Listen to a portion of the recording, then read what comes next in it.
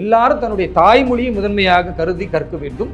பிறகு ஆங்கில மொழியை நீங்கள் கற்றுக்கொள்ளுங்கள். ஏன்னா அது உலக அளவில் அந்த மொழி தேவைப்படுகிறது. நீங்கள் பாரதத்தில் இருப்பதனால கூடுதலாக ஒரு மொழியை கற்றுக்கொள்ளுங்கள். நாங்கள் மும்மொழி கொள்கையை ஏற்றுக்கொள்ள மாட்டோம் அப்படின்னா எங்களுக்கு புரியல. அதாவது ஏன் அதுக்கு அர்த்தத்தை சொல்றாங்கன்னா, இல்லை இந்தியை திணிக்கிறோம். எங்கேயா இந்தியை திணிச்சாங்க? ஆனால் மக்கள் ரொம்ப தெளிவாக இருக்காங்க. மக்கள் நீங்கள் வேணால் விசாரிச்சு பாருங்க. எல்லா மக்களும் என்ன சொல்லுங்க, மூணாவது ஒரு மொழி கற்றுக்கிறது என்ன இருக்கு? பக்கத்தில் இருக்கிற கேரளாவுக்கு நீங்கள் போங்க, ஹிந்தி பேசி பழச்சிக்கலாம். பக்கத்தில் இருக்கிற ஆந்திராவுக்கு போங்க, பக்கத்து மாநிலமாக இருக்கிற ஒடிசாவுக்கு போங்க, எங்கே போனாலும் ஹிந்தி தெரிந்தால் நீங்கள் பிழைத்துக் கொள்ளலாம். அப்போ ஹிந்தியை கற்றுக்கொள்வது ஒரு ஆப்ஷன் தான். ஆனால் அது யாரும் திணிக்கல. நீங்கள் மலையாளத்தை கற்றுக்குங்க, பக்கத்தில் இருக்க அண்டை மாநிலம் கன்னடத்தை கற்றுக்குங்க, இல்லை பக்கத்தில் இருக்க அண்டை மாநிலம் தெலுங்கை கற்றுக்குங்க. இஸ்லாமியர் அறுக்கிறத ஹிந்துக்கள் சாப்பிட்றாங்க, ஹிந்துக்கள் அறுப்புறத ஏன் இஸ்லாமியர் சாப்பிடலை? இஸ்லாமியர்கள் அறுக்கக்கூடிய நேரத்தில் அந்த ஹலால் என்பது மத நம்பிக்கையில் ஒன்றா இருக்கு. நார்மலாக நாங்கள் சாப்பிட்றோம்னு வச்சுக்கோங்க, அது அசைவமோ சைவமோ பிஸ்மில்லா அப்படின்னு சொல்லி சாப்பிடுவோம். எதை செய்தாலும் ஒரு செருப்பு போடணும், பிஸ்மில்லான்னு சொல்லி செருப்பு போடுவோம். வெளியே கிளம்பணும், பிஸ்மில்லா அப்படின்னு சொல்லி கிளம்புவோம். இதுக்கு என்ன அர்த்தம்னா, இறைவனின் திருப்பெயரால், இறைவா உன்னை நம்பி நான் கிளம்புறேன் அப்படின்னு அர்த்தம். ஒருவர் சமய நம்பிக்கையே அதை வச்சிருக்கிறாங்க, இன்னொருத்தருக்கு சமய நம்பிக்கை இல்லை.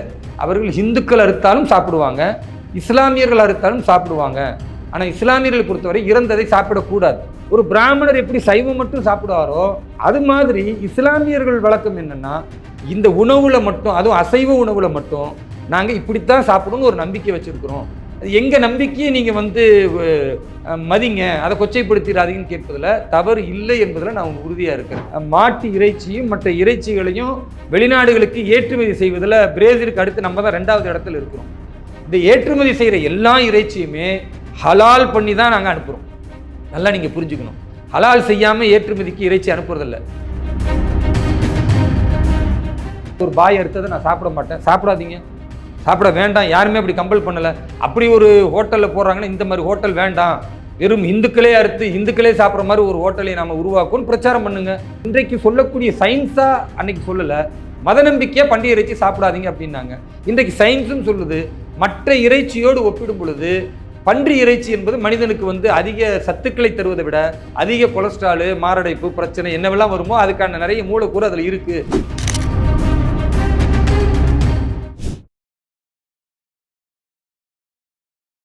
இளைய பாரத நேயர்களுக்கு வணக்கம். இன்றைக்கி நம்ம நேர்களில் நம்ம சிறப்பு விருந்தினர் பாஜகவின் தேசிய செயலாளர் சிறுபான்மையினர் அணி வேலூர் இப்ராஹிம் சார் அவர்கள் தான்.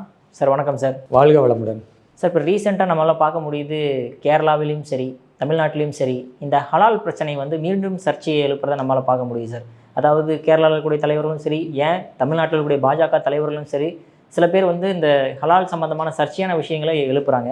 அதில் முக்கியமாக ஒரு நியாயமான கேள்வியும் வைக்கப்படுது சார். அதாவது இஸ்லாமியர்கள் முறைப்படி செய்யக்கூடிய ஹலால் உணவுகளை ஹிந்துக்கள் சாப்பிடலாம், ஆனால் ஹிந்துக்கள் முறைப்படி செய்யக்கூடிய சில விஷயங்களை இஸ்லாமியர்கள் ஏன் சாப்பிட மாட்டேன்றாங்க அப்படின்ற மாதிரி ஒரு கேள்வி எழுப்புறாங்களே சார். உங்களுடைய பதில் என்ன சார்? இல்லை, பொதுவாக ஹலால் அப்படின்னா ஒரு பிரியாணி கடையில் போய் பிரியாணி சாப்பிட்றது தான் ஹலால் உணவு அப்படின்னு ஒரு கருத்து இருக்கிறதுனால இது மாதிரியான சர்ச்சைகளே வருது. ஹலால் என்கிற வார்த்தை இஸ்லாமிய நம்பிக்கையின்படி அனுமதிக்கப்பட்டது அப்படின்னு அர்த்தம். அதற்கு எதிர்ப்பதமான ஒரு வார்த்தை இருக்குது, ஹராம் அப்படின்னு சொல்லுவாங்க. அது தடை செய்யப்பட்டது அப்படின்னு அர்த்தம். இப்போ உதாரணத்திற்கு முஸ்லீம்கள் உணவு விஷயத்தில் நீங்கள் எடுத்துக்கிட்டிங்கன்னா, பன்றி இறைச்சி இருக்கு இல்லையா, அது ஹராம், அது தடை செய்யப்பட்டது. அதே நேரத்தில் மற்ற கோழி இறைச்சியோ மாட்டு இறைச்சியோ ஆட்டு இறைச்சியோ இதெல்லாம் ஹலால், அனுமதிக்கப்பட்டது. இவ்வளவு தான் வித்தியாசம். இது உணவில் மட்டும் சொல்லலை. ஒருவர் உழைத்து சம்பாதிக்கக்கூடிய பணம் இருக்குன்னு வைங்க, அதுக்கு பேர் ஹலால், அது அனுமதிக்கப்பட்ட வருமானம். திருடி மற்றவனை ஏமாற்றி ஒருத்தர் சம்பாதிக்கிறார், அது ஹராம், அது தடை செய்யப்பட்ட ஒரு வருமானம். அப்போது வருமானத்தை எடுத்துக்கிட்டாலும் அல்லது உணவு முறை எடுத்துக்கொண்டாலும் வாழ்வியலில் எல்லா முறையிலுமே இது அனுமதி, இது தடை அப்படின்னு எல்லா விஷயத்திலும் இஸ்லாம் சொல்லுது. அதில் உணவிலையும் சொல்லக்கூடிய விஷயம் இருக்குது. உதாரணத்திற்கு நாம் என்ன பார்க்கணும் அப்படின்னா, இந்த ஹலால் உணவு முறையை பொறுத்த வரைக்கும் நீங்கள் நியாயமான ஒரு கேள்வின்னு ஒன்று சொன்னீங்க இல்லையா, அதாவது இஸ்லாமியர் அறுக்கிறத ஹிந்துக்கள் சாப்பிட்றாங்க, ஹிந்துக்கள் அறுப்புறத ஏன் இஸ்லாமியர் சாப்பிடலை? இஸ்லாமியர்கள் அறுக்கக்கூடிய நேரத்தில் அந்த ஹலால் என்பது மத நம்பிக்கையில் ஒன்றா இருக்குது. ஹலால் உணவு அப்படின்னா ஒரு இறைச்சியை அறுக்கிறதுனா செத்துப்போன இறைச்சியை சமைக்கக்கூடாதுன்னு இருக்குது. அது ஹராம், அது தடை செய்யப்பட்டது. அப்போ உயிரோடு உள்ள ஒரு ஃப்ரெஷ் மீட் இருக்கு இல்லையா, அதை அதனுடைய கழுத்து பகுதியில் அறுத்து அதனுடைய இரத்தத்தை எல்லாம் முழுமையாக வெளியேற்றப்பட்ட பிறகு அந்த கறி ஒரு தூய்மையான நிலையில் இருக்கும். அந்த கறியை நம்ம சமைச்சு சாப்பிட்றது அது அறிவியல் பூர்வமாக ஆரோக்கியம் அப்படின்னு சொல்லப்படுது.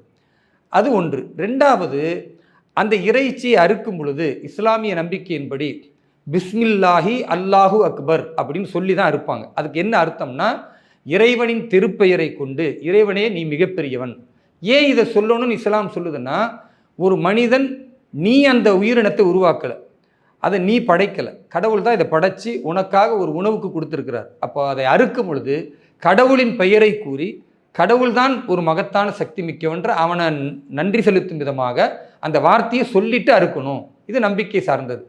அப்போ ஒருத்தர் இறைவன் மிகப்பெரியவன், இறைவா நீ மிகப்பெரியவன் அப்படின்னு சொல்லிட்டு உன்னுடைய பெயரை கொண்டு நான் அறுக்கிறேன் அப்படின்னு ஒருத்தர் அறுத்துறாருன்னா, இது இஸ்லாமியர்கள் சாப்பிடலாம். அது அல்லாமல் அறுத்தால் அது சாப்பிடக்கூடாது. ஏன்னா கடவுளுக்கு நன்றி சொல்லி தான் ஒரு உணவை சாப்பிடணும். நார்மலாக நாங்கள் சாப்பிட்றோம்னு வச்சுக்கோங்க, அது அசைவமோ சைவமோ பிஸ்மில்லா அப்படின்னு சொல்லி சாப்பிடுவோம். எதை செய்தாலும் ஒரு செருப்பு போடணும், பிஸ்மில்லான்னு சொல்லி செருப்பு போடுவோம்.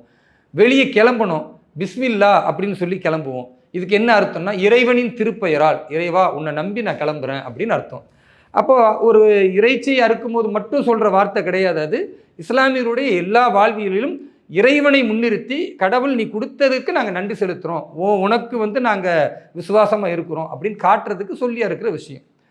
இதை சொல்லி அறுப்பதை சாப்பிடுங்கள் அப்படின்றது மார்க்க கட்டளை. அதை இஸ்லாமியர்கள் பின்பற்றுறாங்க. ஹிந்து மதத்தில் அப்படி ஒரு கட்டளை இருந்தால் நிச்சயமாக அவர்கள் ஹலால் உணவை சாப்பிடக்கூடாதுன்னு நானே சொல்லுவேன். ஹிந்து மதத்தை பொறுத்தவரை ஒரு உணவை நீங்கள் அறுக்கும்போது இன்ன பெயரை சொல்லி இன்ன இறைவனுடைய வழிபாட்டு முறையெல்லாம் செய்துவிட்டு நீங்கள் அறுக்கணும். அது இல்லாமல் அறுத்தால் அதை சாப்பிடக்கூடாதுன்னு அந்த தர்மத்தில் இப்படி இருந்தால் கண்டிப்பாக நீங்கள் இந்த ஹலால் உணவு முறையை சாப்பிடாதீங்க, அது உங்களுக்கு ஆகுமானது இல்லை அப்படின்னு நான் சொல்லலாம். நான் அறிந்தவரை ஹிந்துக்களை பொறுத்த வரைக்கும் அவர்கள் இந்த ஹலால் உணவுன்னு சொல்கிற இரத்தத்தை அறுத்து முற்றிலுமாக வெளியான பிறகு சாப்பிட்ற ஒரு உணவு முறை இருக்குல்ல, அதாவது உயிரோடு உள்ள இறைச்சி, அது மீட் ஃப்ரெஷ் மீட்டாக இருக்கும், செத்து போனதை சாப்பிட முடியாது. அந்த மாதிரி ஒரு உணவை இந்துக்கள் சாப்பிடுவது அவருடைய மத நம்பிக்கைக்கு ஒரு இழுக்கோ அல்லது மத நம்பிக்கைக்கு எதிரானதாகவோ நான் அறிந்தவரை, நான் சில இந்து அறிஞர்களிடத்தில் கேட்ட வரைக்கும் அப்படிலாம் ஒன்றும் கிடையாது, அவர்கள் சாப்பிட்றதில் தவறு கிடையாதுன்னு தான் சொல்லியிருக்காங்க. அப்போ இதில் கான்ட்ரவர்சியே வராது. ஒருவர் சமய நம்பிக்கையே அதை வச்சுருக்கிறாங்க, இன்னொருத்தருக்கு சமய நம்பிக்கை இல்லை. அவர்கள் இந்துக்கள் அறுத்தாலும் சாப்பிடுவாங்க, இஸ்லாமியர்கள் அறுத்தாலும் சாப்பிடுவாங்க. ஆனால் இஸ்லாமியர்களை பொறுத்தவரை இறந்ததை சாப்பிடக்கூடாது. இப்போ இந்துக்கள்லேயே சில வழக்கம் இருக்குது, கோழி கழுத்தை அப்படி முறுக்கிட்டு போட்டுருவாங்க, கோழி செத்து போயிடும், அதுக்கப்புறம் தான் அதை அறுப்பாங்க. அப்போ இஸ்லாம் என்ன சொல்லுதுன்னா, அது சரியான உணவு முறை பழக்கம் இல்லை, ரத்தத்தை வெளியேற்றணும், உள்ளுக்குள்ளே ரத்தம் இருந்தால் அது செல்ஸ் உங்களுக்கு சரியான தூய்மையான இறைச்சியை கொடுக்காது, அது உடலுக்கும் கேடாக முடியும் அப்படின்றதெல்லாம் விஞ்ஞானமும் இன்றைக்கு சொல்லக்கூடிய உண்மை. அதனால் ரத்தத்தை முழுமையாக வெளியேற்றி ஒரு ஃப்ரெஷ் மீட்டு சாப்பிடணும் அப்படின்னு சொல்லப்படுது. இது இந்துக்கள் பெரிய அளவுக்கு எதிர்க்க மாட்டாங்க அப்படின்னு நான் நம்புகிறேன். ஒருவேளை இல்லை நாங்கள் அப்படி இஸ்லாமியர்கள் இறைவனின் திருப்பெயரான்னு சொல்லி அறுத்ததை நாங்கள் சாப்பிட மாட்டோம்னா யாரும் அவங்களை நிர்பந்தப்படுத்த தேவையில்லை. விரும்பினால் சாப்பிடலாம், விரும்பினால் சாப்பிடாமல் அவர்கள் மறுக்கலாம், அது அவர்களுக்கான உரிமை. இதில் யாரை நம்ம சர்ச்சையாக்க வேண்டிய அவசியமே இல்லை. முதலாவது. ரெண்டாவது பார்த்தீங்கன்னா, பொதுவாக இப்படி புரிஞ்சுக்கணும், ஒரு 2 விதமான இந்துக்கள் என் வீட்டுக்கு வராங்கன்னு வைங்க, 2 பேர் எனக்கு நண்பர்கள், 2 பேரும் ஹிந்து. ஒரு ஹிந்து வராரு, அவர் சைவமும் சாப்பிடுவார் அசைவமும் சாப்பிடுவார். முதல் நாள் அவர் வரார், அவருக்கு நான் என்ன பண்ணுவேன், நான் இருக்கிறதே சிறப்பாக பிரியாணியிலேருந்து எல்லா சாப்பாடும் பண்ணி சாப்பிடுங்கன்னு சொல்லுவேன். இன்னொரு ஹிந்து அடுத்த நாள் வரார், அவர் பிராமண சமூகத்தை சார்ந்தவர், அவருக்கு நான் பிரியாணி செய்ய மாட்டேன், நான் அவருக்கு சாம்பார் சோறு தயிர் சோறு செஞ்சு வைப்பேன். செய்து வைத்த பிறகு அதை சாப்பிடுங்கன்னு சொல்லுவேன், ஏன்னா அதுதான் அவருக்கு பிடிக்கும் என்பதை நான் புரிஞ்சு வச்சுருக்கிறேன். முதல் நாள் ஒரு ஹிந்து வந்தார்ல, அவருக்கு நான் பிரியாணி கொடுத்தேன்ல, அதே பிரியாணியை வச்சு அவரும் ஹிந்து தான் நீயும் ஹிந்து தான், அவர் பிரியாணி சாப்பிட்டார்ல நீயும் பிரியாணி சாப்பிடுன்னு சொன்னால், எப்போ எனக்கு அது ஹிந்துவாக இருந்தாலும் நாங்கள் சாப்பிட்ற வழக்கம் இல்லையே, எங்களுக்கு அந்த பழக்க வழக்கம் இல்லையே அப்படின்னு தானே சொல்லுவாங்க. அப்போ ஒரே இந்து மதத்தில் இருந்தாலும் ஒருவர் அசைவம் சைவம் ரெண்டு சாப்பிட்ற ஹிந்துவா இருப்பார், ஒருத்தர் சைவம் மட்டும் சாப்பிட்ற ஹிந்துவா இருப்பார். இவங்க ரெண்டு பேரையும் ஹிந்துன்னு நம்ம ஏற்றுக்கிறோம், ரெண்டு பேருடைய அந்த நம்பிக்கைகளை நம்ம மதிக்கிறோம். அதே மாதிரி தான் ஹிந்து மதத்தில் உள்ளவர் அவர் இஸ்லாமியர் இருக்கிற அந்த இறைவனின் திருப்பெயரால் என்ற ஹலால் உணவையும் அவர் சாப்பிட்றாரு. ஏன்னா அவருக்கு அந்த நம்பிக்கைப்படி ஒரு பெரிய பாதகம் செய்ததாக இருக்காது. ஹிந்து அறுக்கிறதையும் சாப்பிட்றாரு, அதுவும் அவருக்கு பிரச்சனை கிடையாது. இது வந்து சைவமும் அசைவமும் சாப்பிட்ற மாதிரி.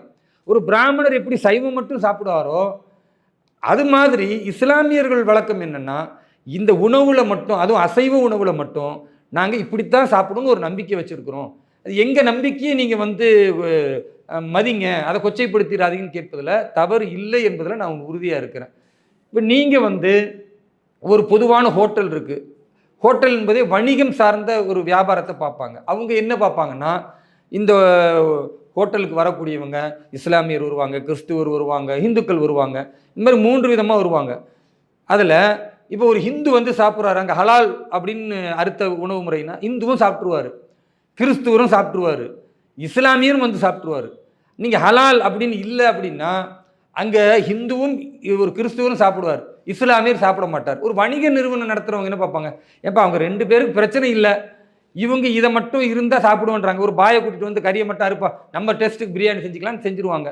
தலப்பா கட்டு பிரியாணின்னு இருக்குது, அங்கே வந்து முழுக்க முழுக்க இந்துக்கள் தான் பிரியாணி சமைக்கிறாங்க, அறுக்கிறவர் மட்டும் ஒரு இஸ்லாமியர் இருப்பார், அவ்வளோதான் முடிஞ்சு போச்சு. அவங்க ஒரு வணிக நிறுவனம், அப்போ எல்லோரும் வந்து சாப்பிடணும், எல்லோரும் சாப்பிட்டா தான் அது ஒரு வணிக நிறுவனம் நல்லா போகும். குறிப்பாக இஸ்லாமியர்கள் அசைவம் விரும்பி சாப்பிடுவாங்க, நல்லா பிஸ்னஸ் ஆகட்டுமே அப்படின்னு நினைக்கிறாங்கன்னா நம்ம அங்கே போய் நீங்கள் எதுக்கு வந்து ஹலால் உணவு வச்சுருக்கிறீங்க, அங்கே இந்து சாப்பிடலாமா வேண்டாமான்ற கேள்வி எழுப்புவது வந்து அது ஒரு தேவையற்ற விமர்சனத்தை ஏற்படுத்தும்.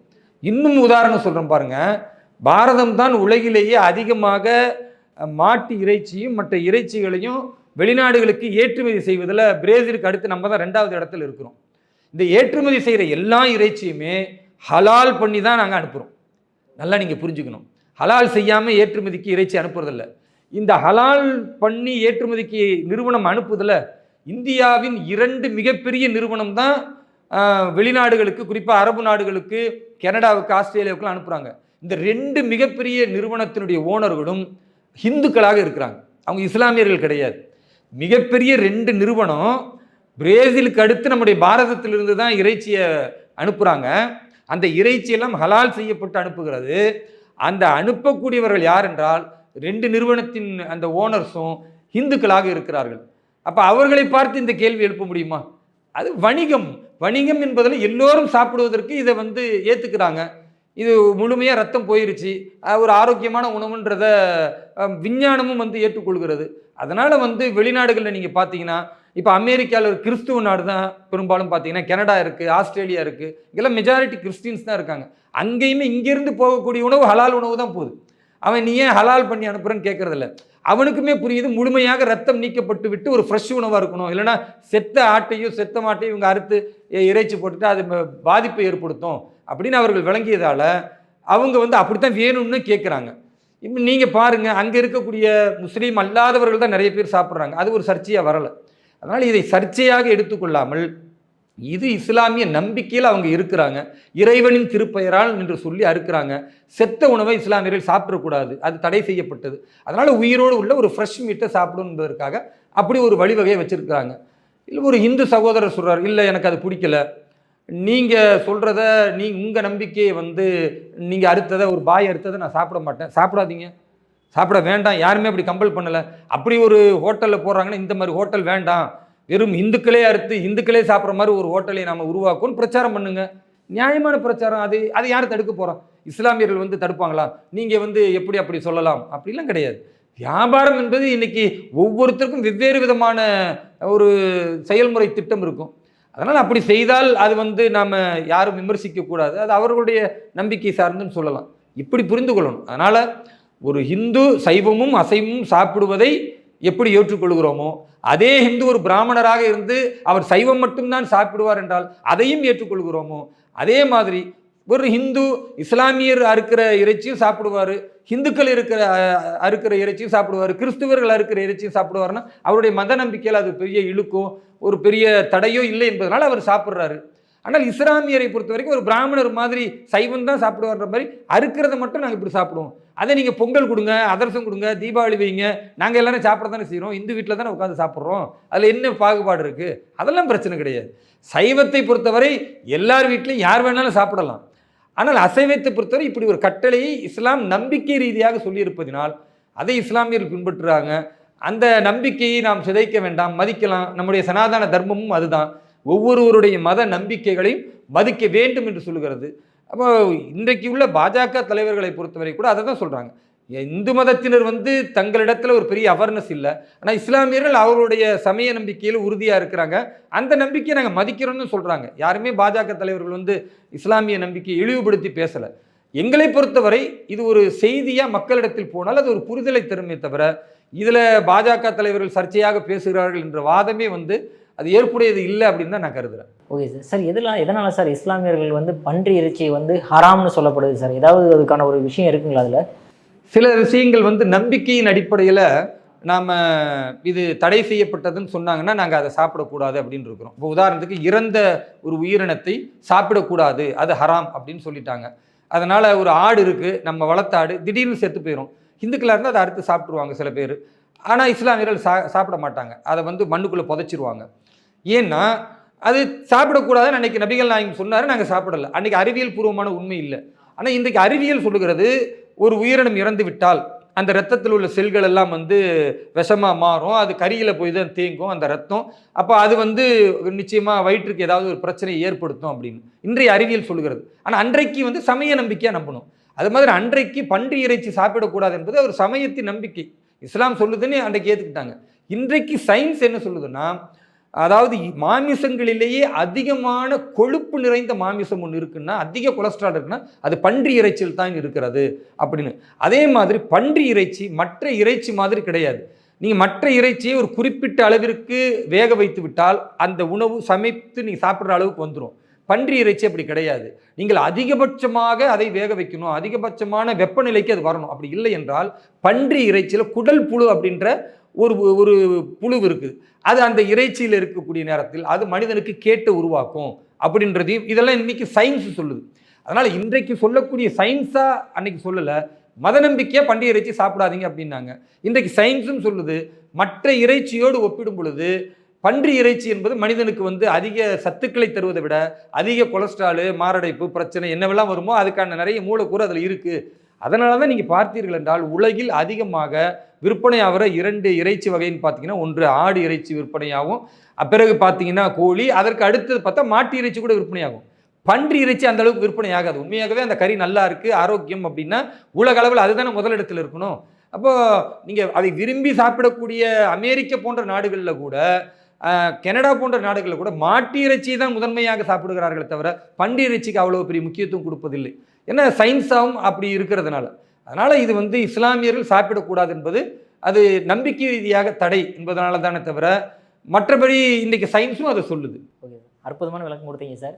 சார் அடுத்தது அரசியல் வேகமாக நம்ம பார்த்தோம் அப்படின்னா, மும்மொழி கொள்கை, நியூ எஜுகேஷன் பாலிசியை இம்ப்ளிமெண்ட் பண்ண மாட்டோம், நாங்கள் மும்மொழி கொள்கை உள்ளே விட மாட்டோம் அப்படின்ட்டு திமுகவினர் மற்ற அதிமுகவினர் முதற்கொண்டு மிகப்பெரிய பிரச்சனை பண்ணிக்கிட்டு இருக்காங்க. எதனால் சார் இந்த மாதிரி விஷயங்கள் பண்ணுறாங்க அவங்க? முதல்ல இந்த மும்மொழி கொள்கையை பொறுத்தவரை இன்னும் தீவிரமான பிரச்சாரத்தை தமிழக மக்களுக்கு கொண்டுட்டு போகணும் அப்படின்னு தான் நாங்கள் நினைக்கிறோம். ஏன்னா அரசியல்வாதிகளை பொறுத்தவரை வேண்டுமென்றே மக்களை திசை திருப்பக்கூடியவர்கள். ஒரு நல்ல விஷயங்களை அறிவு சார்ந்து மக்களை முன்னேற்ற வேண்டும், மொழி வெறியை ஊட்டி ஒரு பிரிவினைவாதத்தை பேச அந்த மனநிலையை அகற்றிவிட்டு அறிவார்ந்த வாதங்களும் ஒரு அகண்ட பாரதத்தில் எல்லா மக்களும் உணரக்கூடிய அளவிற்கு பிற மொழிகளை கற்பது என்பது அறிவு என்பதை பாரத பிரதமர் திரு நரேந்திர மோடி நினைக்கிறார். அது அவருடைய கனவு திட்டம். எல்லாரும் தன்னுடைய தாய்மொழியை முதன்மையாக கருதி கற்க வேண்டும், பிறகு ஆங்கில மொழியை நீங்கள் கற்றுக்கொள்ளுங்கள், ஏன்னா அது உலக அளவில் அந்த மொழி தேவைப்படுகிறது. நீங்கள் பாரதத்தில் இருப்பதனால கூடுதலாக ஒரு மொழியை கற்றுக்கொள்ளுங்கள். அது கன்னடமாக இருக்கலாம், மலையாளமாக இருக்கலாம், அல்லது நீங்கள் பக்கத்தில் இருக்கக்கூடிய ஒடிசா மொழியாக இருக்கக்கூடிய அதுவாக இருக்கலாம், ஹிந்தியாக கூட இருக்கலாம், எது வேண்டுமானாலும் கற்றுக்கொள்ளலான்னு ரொம்ப தெளிவாக சொன்ன பிறகு கூட திரும்ப திரும்ப அதிமுக, திமுக, இந்த திருமாவளவன், மதிமுக, இந்த யாரெல்லாம் இருக்கிறார்களோ, வருத்தத்திற்குரிய சில விஷயங்கள் என்னன்னா, எங்களோடு கூட்டணியில் இருக்கக்கூடிய கட்சியில் ஒருத்தர் கூட என்ன பேசுறாருன்னா, நாங்கள் மும்மொழி கொள்கையை வந்து ஏற்றுக்கொள்ள மாட்டோம் அப்படின்னா எங்களுக்கு புரியல. அதாவது ஏன் அதுக்கு அர்த்தத்தை சொல்றாங்கன்னா, இல்லை இந்தியை திணிக்கிறோம். எங்கேயா இந்தியை திணிச்சாங்க? பிரதமர் தெளிவுபடுத்தி விட்டார், மத்திய அமைச்சர் சொல்றாரு, ஹிந்தி திணிப்பது என்பது எங்களுக்கே உடன்பாடு கிடையாது. அந்த அறிக்கையை பிரதமரிடத்துல கொடுக்கும் பொழுதே ஹிந்தி 3வது மொழின்னு சொன்னா கூட அதை பிரதமரை ஏற்றுக்கொள்ளல. பிரதமரே அதை நிராகரிக்கிறாரே, ஹிந்தி வேண்டாம்ப்பா, அவனுக்கு கூடுதலா ஒரு மொழி வேணும். அது எந்த மொழி அவனுக்கு பிடிக்குதோ, இந்த பாரதத்தில் அங்கீகரிக்கப்பட்ட மொழியில ஒரு மொழியை தேர்ந்தெடுத்து படிச்சுட்டு போட்டோன்னு பிரதமரே அவ்வளவு ஒரு லிபரலா, ஒரு அறிவு சார்ந்து ஒரு மொழி இருக்கணும், அப்படி ஒன்றை தேர்ந்தெடுக்கணும்னு சொன்ன பிறகும் கூட மத்திய கல்வி அமைச்சர் தர்மேந்திர பிரதான் அவர்கள் மிக தெளிவாக ஹிந்தி மொழியை படிக்க வேண்டும் என்ற கட்டாயம் கிடையாதுன்னு 1க்கு 2 முறை பேசிய பிறகு கூட இங்கே அரசியல் தான் பேசுவீர்கள் என்றால் இது அபத்தம். ஆனால் மக்கள் ரொம்ப தெளிவாக இருக்காங்க. மக்கள் நீங்கள் வேணால் விசாரிச்சு பாருங்க. எல்லா மக்களும் என்ன சொல்லுவாங்க, 3வது ஒரு மொழி கற்றுக்கிறது என்ன இருக்குது? இப்போ எனக்குமே கூடங்க, நான் பாஜகவுடைய தேசிய செயலாளராக பொறுப்பு போட்ட பிறகு சிறுபான்மை சமூகத்துக்கு செய்தியை கடத்தணும், கொண்டுட்டு போனோம். எனக்கு முதல் கேரளாவை தான் கொண்டு போய் போடுறாங்க. எனக்கு மலையாளம் தெரியாது. இப்போ நான் அண்டை மாநில மலையாளத்தை நான் படிக்கும் போதே கற்றிருந்தால் நான் அந்த மக்களுக்கும் பிரதமருடைய நலத்திட்டங்களை சொல்லி அங்கே உள்ள இஸ்லாமியர்களுக்கு புரிய வைத்து எனக்கு கொடுத்த வேலை திட்டத்தை நான் சக்ஸஸ் பண்ணியிருக்க முடியும். ஆனால் கஷ்டம் என்னன்னா, நான் மலையாளத்தையும் ஒரு பாதி பேசி, தமிழை ஒரு பாதி பேசி, அவனுக்கு பாதி புரியும் பாதி புரியாது. இதுக்கு தேவையில்லாத ஒரு விஷயம் தானே. அதே மாதிரி பாருங்கன்னா, திடீர்னு எனக்கு போய் மத்திய பிரதேசத்தில் நீங்கள் பொறுப்பாளர்னு போடுறாங்க, பிறகு ராஜஸ்தானில் நீங்கள் வந்து பணி செய்யுங்கன்னு போடுறாங்க, தேர்தல் நேரத்தில் மகாராஷ்டிராவுக்கு அனுப்புகிறாங்க. ஆனால் உண்மையாகவே என்னென்னா, அப்படி போகும் பொழுது தான் தெரிந்தது, நீங்கள் தமிழகத்தை தாண்டி ஹிந்தி தெரிந்தால் எந்த மாநிலத்தில் பேசினாலும் ஏற்றுக்கொள்றாங்க. பக்கத்தில் இருக்கிற கேரளாவுக்கு நீங்கள் போங்க, ஹிந்தி பேசி பழச்சிக்கலாம். பக்கத்தில் இருக்கிற ஆந்திராவுக்கு போங்க, பக்கத்து மாநிலமாக இருக்கிற ஒடிசாவுக்கு போங்க, எங்கே போனாலும் ஹிந்தி தெரிந்தால் நீங்கள் பிழைத்துக் கொள்ளலாம். தமிழகத்தை தாண்டி எங்கு பயணித்தாலும், சொல்லப்போனால் தமிழகத்தை தாண்டி நீங்கள் எங்கு பயணித்தாலும் ஆங்கிலம் பெருசாக புழக்கமே கிடையாது. ஹிந்தி தான் வெகுஜன மக்களிடத்தில் இருக்கிறது. அப்போ ஹிந்தியை கற்றுக்கொள்வது ஒரு ஆப்ஷன் தான். ஆனால் அது யாரும் திணிக்கல. நீங்கள் மலையாளத்தை கற்றுக்குங்க, பக்கத்தில் இருக்க அண்டை மாநிலம் கன்னடத்தை கற்றுக்குங்க, இல்லை பக்கத்தில் இருக்க அண்டை மாநிலம் தெலுங்கை கற்றுக்குங்க. இதில் என்ன உங்களுக்கு பிரச்சனை என்று சொன்னால், திரும்ப திரும்ப ஹிந்தி திணிக்கிறார்கள் அப்படின்னா இது வந்து அரசியல்வாதிகள் அரசியல் ஆதாயத்திற்காக எப்படியாவது இந்த ஊழல் செய்த திமுக ஆட்சி தங்களுடைய ஊழலை மறைக்கணும், சட்டம் ஒழுங்குல தோற்று போயிருக்கிறோம், பாலியல் வன்கொடுமையை மிதமிஞ்சு போயிருக்கிறது, வாக்குறுதி மீறலால் மக்கள் பரிதவிச்சுக்கிட்டு இருக்காங்க, இதையெல்லாம் மறைக்கணும்னா இப்போ கவர்னரை பற்றி திரும்பி பேச முடியாது. ஏன்னா மேதக ஆளுநர் ரவி அவர்கள் இப்போ புதுசாக எதுவும் விஷயம் பேசலை, சர்ச்சை ஆகலை. அதனால் என்ன பார்த்தாங்க, ஐயா மறுபடியும் மக்கள் சிந்திச்சிடக்கூடாதுன்னா புடி அவர் தர்மேந்திர பிரதான் சொன்னதை ஏன் நிதி கொடுக்க மாட்டீங்க, தமிழ்நாடு வஞ்சிக்கப்பட்டதா, நாங்கள் எதிர்த்து நிற்போம், உங்கள் பணம் தேவையில்லை, இப்படிலாம் டைலாக் பேசுறது. அப்புறம் போய் சரணடைவாங்க, அது வேற விஷயம். ஆனால் இங்கே தமிழக மக்களை கூமுட்டையாக்கணும்னு நினைக்கிறாங்க. தமிழக மக்கள் தெளிவாக இருக்கிறாங்க. அவர்களை பொறுத்தவரை இன்னொரு மொழி கற்றுக்கொள்வதில் என்ன தவறு இருக்கு? அதை நாங்கள் கற்றுக்கிட்டு போகிறோமே. படிக்கிற பிள்ளைங்க 8 வயசுல 6 வயசுல ஒரு பிள்ளைக்கு நீங்கள் மண்டையில் ஏற்றுனீங்கன்னா ஈஸியாக கற்றுக்கிட்டு போகுது. ஏங்க ஆங்கிலம், தமிழ், சமூக அறிவியல், அதே மாதிரி கணக்குன்னு எத்தனையோ பாடத்திட்டங்களை பிள்ளைகள் படிக்கும் பொழுது மொழி அறிவுக்காக ஒன்றை படிப்பதில் என்ன தவறு நேர்ந்து விட போகிறது என்பதுதான் நியாயமான கேள்வி. தமிழக மக்கள் புரிந்திருக்கிறார்கள். அரசியல்வாதிகள் வேண்டுமானால் இதில் கூட்டு சேர்ந்து கொண்டு ஒரு நீட்டுக்கு எப்படி ஒரு ஆகாத விஷயத்தை, நடக்கவே முடியாத விஷயத்தை, தமிழகத்துக்கு இனிமேல் நீட் தேர்தலை ரத்து செய்யவே முடியாது என்பதை தெரிந்து கொண்டும் கூட ஒரு போராட்டம்னு ஏமாற்றினார்களோ, கையெழுத்து இயக்கம் என்று ஏமாற்றினார்களோ, அதெல்லாம் பிசுபிசுத்து போய்விட்டதோ, அது மாதிரி தான் இதுவுமே நடக்குமே தவிர மத்திய அரசு தெளிவாக இருக்கிறது. மாணவ செல்வங்கள் கூடுதலாக ஒரு மொழி அறிவை கற்றுக்கொள்வது அவர்களின் எதிர்காலத்திற்கு பயன் அளிக்கும். இதில் நாங்கள் வாபஸ் வாங்க தயாரில்லை. அதனால் தமிழகம்தான் மீண்டு வர வேண்டும், திருந்தி வர வேண்டும். குறிப்பாக தமிழக அரசியல்வாதிகள் மாணவர்கள் விஷயத்தில் அரசியல் செய்யாமல் ஆக்கப்பூர்வமான கருத்துக்களை பேசி மொழியறிவை அதிகப்படுத்த வேண்டும் என்பது எங்களுடைய நிலைப்பாடு. அப்படி இவர்கள் செய்யாவிட்டால் தமிழகம் முழுக்க தீவிரமாக இந்த மும்மொழி கொள்கையின் நோக்கம் என்ன என்பதை பாரதிய ஜனதா கட்சி ஒரு பிரச்சார இயக்கமாக மேற்கொள்ளும் என்று நான் நினைக்கிறேன். அடுத்ததாக இப்போ ஸ்டாலின் அவர்கள் வந்து தன்னை வந்து அப்பா அப்பான்னு சொல்கிறது வந்து ரொம்ப பெருமிதமாக இருக்குது, எனக்கு இன்னும் ரெஸ்பான்சிபிலிட்டி கூட்டிகிட்டே போகுது அப்படின்ற மாதிரி ஒரு விஷயத்த சொல்லியிருக்காரு சார். ஆனால் இருக்கிறவங்க எல்லாருமே வந்து கிரிட்டிசைஸ் பண்ணுறாங்க, கிண்டல் பண்ணுறாங்க. எதனால் சார் அது? இதை ஒரு கிரிட்டிசைஸ் பண்ணுற அளவுக்கு ஒரு பெரிய தவறை நான் பார்க்கலை. ஏன்னா நானுமே கூட வயதில் முதிர்ந்த நிறைய பேரை பார்க்கும்போது அப்பா வாங்க அப்படின்னு இருக்கேன், ஐயா உட்காருங்க அப்படின்னுவேன். இது வந்து இயல்பாக தமிழகத்தில் புலங்குற சொல்லுதான். புதுசாக ஐயா ஸ்டாலினை பார்த்து அப்பான்னு சொல்கிறாங்க அப்படின்றதெல்லாம் இல்லை. வயதில் பெரியவர்களை அப்பா வாங்கன்னு சொல்லுவோம். அம்மா வாங்கன்னு சொல்லுவோம். நம்ம அம்மாவை தான் அம்மான்னு கூப்பிடுவோம், நம்ம அப்பாவை தான் அப்பாவை கூப்பிடுறோன்ற கல்ச்சர் நம்ம தமிழகத்தில் கிடையாது. வயதில் மூத்தவர்கள் பெரியவர்கள் யாராக இருந்தாலும் ஐயான்னுவோம், அப்பான்னுவோம், அம்மான்னுவோம். இது தமிழகத்தில் ஒரு வாழ்வியல் முறையாக தான் இருக்குது. இன்றைக்கு அவர் அதை ட்ரெண்டு பண்ணுறதுனால ஒரு எதிர்ப்பு வருகிறதே தவிர, மற்றபடி அது எப்படி உங்கள் அப்பா இல்லாத இன்னொருத்தரை போய் பார்த்தா அப்பா அப்படின்னு இந்த மாதிரி ஒரு கொச்சையாக யோசிக்க வேண்டியதில்லை. வயதில் முதிர்ந்தவர்களை அப்பான்னு கூப்பிடுறதில்ல, அது தாத்தான்னு கூப்பிடுறதில்ல. தாத்தா தான் தாத்தாவா? அப்போ அப்பா மட்டும்தான் அப்பாவா? எத்தனையோ பேர் நம்ம தாத்தான்னு கூப்பிடுறோம். ஓ, இவர் தாத்தான்னா அப்பா அவர் மகன் தான் உனக்கு அப்பாவா? உங்கள் அம்மாவுக்கு புருஷனான்னு கேட்டால் அது எவ்வளோ அசிங்கம், அது ஒரு மாதிரியாக இருக்குல்ல. அந்த மாதிரி நம்ம அவ்வளோ கீழ்த்தரமாக போக வேண்டாம். இயல்பாகவே தமிழர் பண்பாடு என்பது வயது முதிர்ந்தவர்களாக, அது பெண்களாக இருந்தால் அம்மானு கூப்பிடுவோம், ஆண்களாக இருந்தால் அப்பான்னுவோம், ஐயான்னுவோம், தாத்தான்னுவோம். இதெல்லாம் நம்ம வாழ்வியல் முறையில் உள்ளது தான். அரசியலுக்காக ஒரு சில எதிர்கணைகள் பேசி கொண்டிருக்கிறார்கள். மற்றபடி இதை ஒரு விமர்சனமாக நான் வைப்பதற்கு விரும்பலை. ஆனால் சார், பாஜகவிலேயே அப்பான்னு சொல்கிறத வந்து நியாயப்படுத்திய ஒரே ஒரு தலைவர் நீங்கள் தான் சார். உண்மையாலுமே நான் பாஜகவில் இருந்து அப்படின்றது நீங்கள் பார்க்குறீங்க, நான் நியாயத்தை பேசுகிறேன். அதாவது இவர் பேசுவது என்பது அரசியல் ட்ரெண்டு பண்ணுறாங்க, இயல்பாக இருக்குன்றேன். அதுக்கே நீங்கள் பாஜகவை கோருக்கிறீங்க. நம்ம வாழ்வியல் முறை, சனாதன முறை, நம்முடைய இந்துத்துவங்கிற பண்பாட்டு முறையில் பெரியவர்களை அம்மான்னு கூப்பிடணும், அப்பான்னு கூப்பிடணும், ஐயான்னு கூப்பிடணும், தாத்தான்னு கூப்பிடணும். ஐயான்னு கூப்பிடுறது வந்து கூட தகப்பனை தான் சில இடங்கள் ஐயான்னு கூப்பிடுவாங்க. அப்போ ஐயான்னு கூப்பிட்டா அப்போ அவர் தான் உங்கள் அம்மா புருஷனான்னு கேட்டிங்கன்னா அது அசிங்கமாக இருக்குமா இல்லையா? அப்படியே நீங்கள் யோசிக்கிறீங்க. இது இயல்பாக ஒரு பண்பாட்டு ரீதியாக மதிப்பளிப்பதற்கு கூப்பிடுற ஒரு வார்த்தை. அதை அரசியல் கூட பயன்படுத்தலாம். அம்மான்னு சொல்லி எப்படி அம்மையார் ஜெயலலிதா அவர்கள் ஒரு பெரிய அளவுக்கு ஒரு மாஸ் ட்ரெண்டிங் ஆனாங்களோ அந்த மாதிரி இவரும் ஆகணும்னு விரும்பி கூட செய்யலாம். ஆனால் இவர் புதிதாக செய்கிறார். இந்த வழக்கம் தமிழகத்தின் கலாச்சாரத்தில் பண்பாட்டில் ஊறி போய் இருக்கிறது. நான் கலாச்சாரத்தை மதிக்கிறோம் என்ற அடிப்படையில் சொல்கிறேன். அப்பான்னு கூப்பிடுறது தவறு கிடையாது. பெரியவர்களை கூப்பிடுவது அதை தவறாக விமர்சனம் செய்வதைத்தான் நான் தவறுன்னு சொல்லுவேன். ஓகே சார், சூப்பர் எக்ஸ்பிளைன் பண்ணீங்க சார். முக்கியமாக கடைசி விஷயத்தில் உங்கள் பொன்னான திளையபாதம் மேல் ஒதுக்குனதுக்கு மிக்க நன்றி சார். நன்றி, வாழ்த்துக்கள்.